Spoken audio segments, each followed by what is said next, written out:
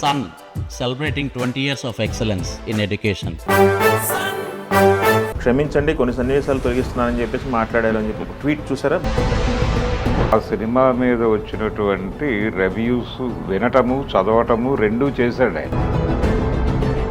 కానీ నిజానికి ఆ క్యారెక్టర్ లేకపోయినా కసకొచ్చిన నష్టం లేదు అనే పరిస్థితికి వెళ్ళింది అది. ఆ కిస్ సీన్కి సంబంధించి ఏదో ట్రిమ్ చేసే ప్రయత్నం చేస్తారు. మీరు హీరోయిన్ని తీసుకెళ్ళి అక్కడెందుకు లొకేట్ చేయాలి? అదేలేండి, అందులో శ్రీదేవి గారి కూతురు, శ్రీదేవి గారికి ఒక లెగసీ ఇమేజ్ ఉంది. ఆ కాస్ట్యూమ్ స్టైల్ కూడా కొంచెం చవకబారుతనంగా నడిచింది అనే అభిప్రాయం అయితే చాలా మంది నుంచి వచ్చింది. భరద్వాజ్ గారు, బుచ్చిబాబు గారు క్షమించండి కొన్ని సన్నివేశాలు తొలగిస్తున్నానని చెప్పేసి మాట్లాడారు అని చెప్పి ట్వీట్ చూసారా? బుచ్చిబాబు గారు ట్వీట్ చేసి చూశాను. అంటే ఆయన హంబుల్గా యాక్సెప్ట్ చేశాడు, అడ్మిట్ చేశాడు. అంటే మొత్తంగా ఆ సినిమా మీద వచ్చినటువంటి రివ్యూస్ వినటము చదవటము రెండూ చేశాడు ఆయన. అది కాకుండా సోషల్ మీడియాలో ఎక్కువ. అవును, అంటే ప్రతి స్పందనని గమనించాడు. దానిలో ప్రధానంగా ఆయన ప్రస్తావించింది ఏంటంటే హీరోయిన్ క్యారెక్టరైజేషన్ గురించిన చర్చ చాలా ఎక్కువ జరిగింది. అచ్చియమ్మ గారి క్యారెక్టర్ మీద బయట విపరీతంగా సోషల్ మీడియాలో చాలా చర్చ జరిగింది. సమీక్షకులు చాలా సంయమనంతో మాట్లాడారు ఆ క్యారెక్టర్ గురించి. కానీ నిజానికి ఆ క్యారెక్టర్ లేకపోయినా కసకొచ్చిన నష్టం లేదు అనే పరిస్థితికి వెళ్ళింది అది. ఓకే. అలాగే కొన్ని సన్నివేశాలు ఇప్పుడు ఆయన ప్రస్తావించింది, ఇప్పుడు ఏదో కరెక్షన్ చేస్తాం ఆ క్యారెక్టర్ని అంటున్నాడు. కానీ కొన్ని సన్నివేశాలు తొలగిస్తాం అంటున్నాడు. పర్టికులర్గా ఆ కిస్ సీన్కి సంబంధించి ఏదో ట్రిమ్ చేసే ప్రయత్నం చేస్తారు. అంతకు మించి చేయటానికి కూడా ఏం లేదు అక్కడ. అసలు టోటల్గా ఆవిడ ఆహార్యము, ఆవిడ డిజైనింగ్లోనే ఒక గందరగోళం ఉంది. ఓకే. అలా కాకుండా ఆ క్యారెక్టర్ని మీరు అక్కడ లొకేట్ చేయకుండా, మీ సినిమాలో విలన్ లేడు, మీ సినిమాలో స్ట్రేటే విలన్, అదే సర్కారే విలను అని చెప్పినప్పుడు మీరు హీరోయిన్ని తీసుకెళ్ళి అక్కడెందుకు లొకేట్ చేయాలి?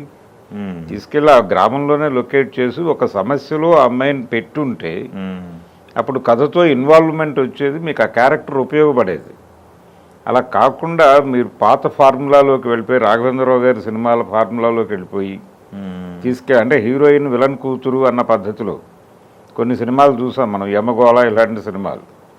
ఆ ధోరణిలో మీరు తీసుకెళ్ళి అక్కడ లొకేట్ చేసి ఆ క్యారెక్టర్ గెటప్ దగ్గర నుంచి, కాస్ట్యూమ్ దగ్గర నుంచి మీరు అనుసరించిన పద్ధతి పట్లే బయట విమర్శలు వస్తున్నాయి.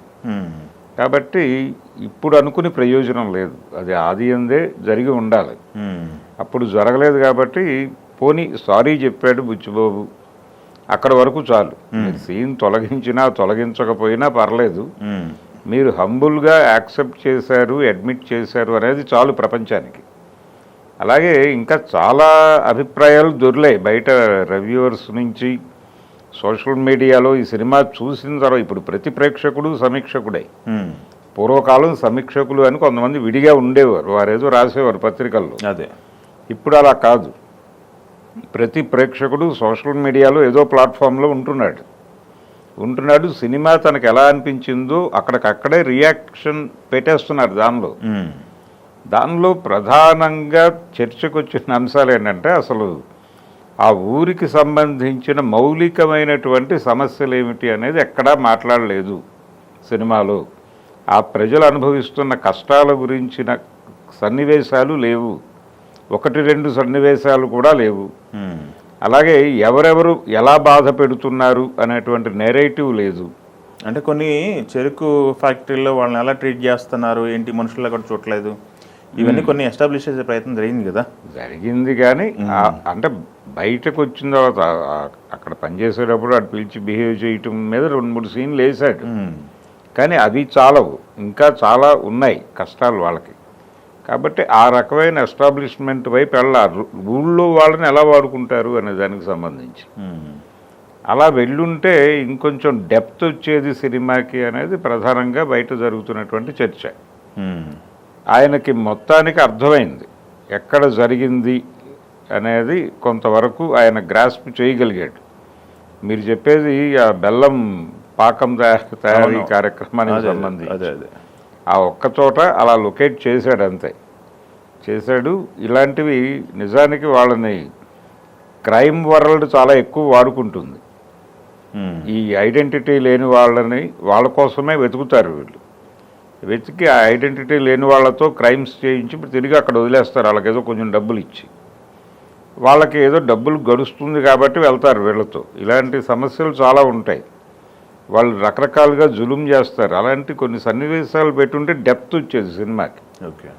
అలాగే హీరో క్యారెక్టరైజేషన్ మీద ఎక్కువ శ్రద్ధ పెట్టాడు. అదేమో మెలో డ్రామాటిక్గా వెళ్ళింది సెకండ్ హాఫ్లో. అంటే పర్టికులర్గా ఆ రెజ్లింగ్లో ఆయన రన్నర్గా వచ్చిన దగ్గర నుంచి ఆయన ఢిల్లీలో ఉన్న సన్నివేశాలన్నీ మెలో డ్రామాటిక్గా వెళ్ళాయి. అక్కడ డ్రై అయింది సినిమా. అది కూడా ఆయన గమనించాలి, బుచ్చిబాబు గారు. ఆయనకి ఈ సినిమా కాదు కదా, ఇంకా అనేక సినిమాలు చేస్తారు రేపు పొద్దున. దీని మీద కూడా చాలా చర్చ జరుగుతోంది. ఎందుకు ఆ ఏరియాలో డ్రై అవ్వాల్సిన అవసరం ఉంది, ఎందుకయింది అనే దాని మీద కూడా విమర్శలు మొదలైపోయినాయి. ఇలా రకరకాలుగా ఆ సినిమాని ఒక రకంగా పోస్ట్ మార్టం కార్యక్రమం నడిచిపోతోంది అక్కడ. కానీ ప్రజలకు ఆ సినిమా చూడాలనేటువంటి ఉత్సాహం ఉంది. ఉత్సాహం. థియేటర్స్కి వెళ్తున్నారు, టికెట్లు తెగుతున్నాయి వేగంగానే. ఎందుకు జరుగుతోంది అంటే విపరీతంగా ఆ సినిమాని ఆయన పర్టికులర్గా రామ్ చరణ్ మీద రిలీజ్ అయినటువంటి ప్రతి ప్రమోషనల్ కంటెంట్కి జనాలు కనెక్ట్ అయ్యారు. కోడి రామ్మూర్తి గారి ప్రస్తావన తీసుకురావడము ఇవన్నీ కూడా ప్రజలకు ఎక్కడో అంటుకున్నాయి. ఆ అంటుకోవడంతో ఈ సినిమా చూసి తీరాలి అని చాలామందిలో ఒక అభిప్రాయం ఏర్పడింది. నెగిటివిటీ లేదు. అందుకని వెళ్ళారు. వెళ్ళిన ప్రతివాడికి అనేక ప్రశ్నలతో బయటకు వస్తున్నాడు.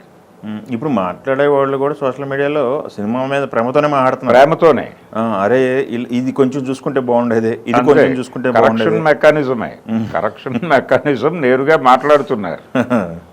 అయ్యో మేము ఎలాగో అనుకున్నాం ఈ సినిమాని అని ఒక ఆవేదనతో వాళ్ళు బాధను వ్యక్తం చేస్తున్నారు అక్కడ. ఆయనకు అర్థమైంది అది. అందుకనే సబ్మిసివ్గా అడ్మిట్ చేస్తున్నాను అని మాట్లాడాడు. కాబట్టి ఈ అప్రోచ్ బాగానే ఉంది. ఆయన రియాక్ట్ అయిన పద్ధతి, ట్వీట్ చేసిన పద్ధతి అక్కడ వరకు బాగానే ఉంది. అదేలేండి. అందులో శ్రీదేవి గారి కూతురు, శ్రీదేవి గారికి ఒక లెగసీ ఇమేజ్ ఉంది. ఆవిడ కూతురు ఏంది, ఇలాంటి క్యారెక్టర్ ఏంది, ఎలా చూపించారు ఏందని కూడా అయి ఉండొచ్చు. అవును. అంటే రకరకాల అనుభూతులతో వెడతారు థియేటర్కి. వెళ్ళిన తర్వాత అంటే ఒక రకంగా ఆవిడ గెటప్ని తీర్చిదిద్దిన పద్ధతి, ఆ కాస్ట్యూమ్ స్టైల్ కూడా, ఆ కాస్ట్యూమ్ స్టైలు కొంచెం చవకబారుతనంగా నడిచింది అనే అభిప్రాయం అయితే చాలామంది నుంచి వచ్చింది. అందుకని కొంచెం రెస్పెక్టబుల్గా ఉండుంటే బాగుండేది క్యారెక్టర్ అనేదే ఫీలింగ్. అంతకు మించి మీరు ముద్దు సీన్ పెట్టారు అనేది కాదు. ఎవడు చాలా సినిమాల్లో చాలా ముద్దు సీన్లు ఉన్నాయి. అది హృద్యంగా చెయ్యొచ్చు. దాన్ని అది వల్గర్గా అనుకునే పరిస్థితుల్లో ప్రపంచం లేదు ఇప్పుడు. మీరు క్యారెక్టర్ డిజైనింగ్లోనే దాన్ని మీ టేస్ట్కి సంబంధించిన డౌట్ ఉంది జనాలకి. మరీ చౌకబారుగా వెళ్ళారేమో అనేటువంటి సందేహం ఉంది. మీరు కమర్షియల్ సినిమా కాదు, ఎమోషనల్ డ్రైవ్ అని చెప్పారు. చెప్పిన తర్వాత అలా ప్రతి క్యారెక్టరు అలా ఉంటుందేమో అని అనుకుంటాం మేము. తీరా థియేటర్కి వచ్చాక ఇలాంటి సీన్లు చూసి హర్ట్ అవుతారు. పంట కింద రాళ్ళులా తగులుతాయి అది. అందుకని ఆ ఆవేదనని అలా అర్థం చేసుకుని మీరు భవిష్యత్తులో ఈవెన్ ఆయన అనుకున్నటువంటి ఆ స్పెషల్ సాంగ్ కూడా అది ఈ కారణాల చేత అది కనెక్ట్ కావాల్సిన పద్ధతిలో కనెక్ట్ కావాలి థియేటర్కల్గా. కానీ పాట బాగుంది. రెహమాన్ గారు ఎలా మ్యాచ్ చేస్తాడు అన్న దగ్గర నుంచి ఆయన మ్యాచ్ చేయటం కాదు, దాటి వెళ్ళాడు.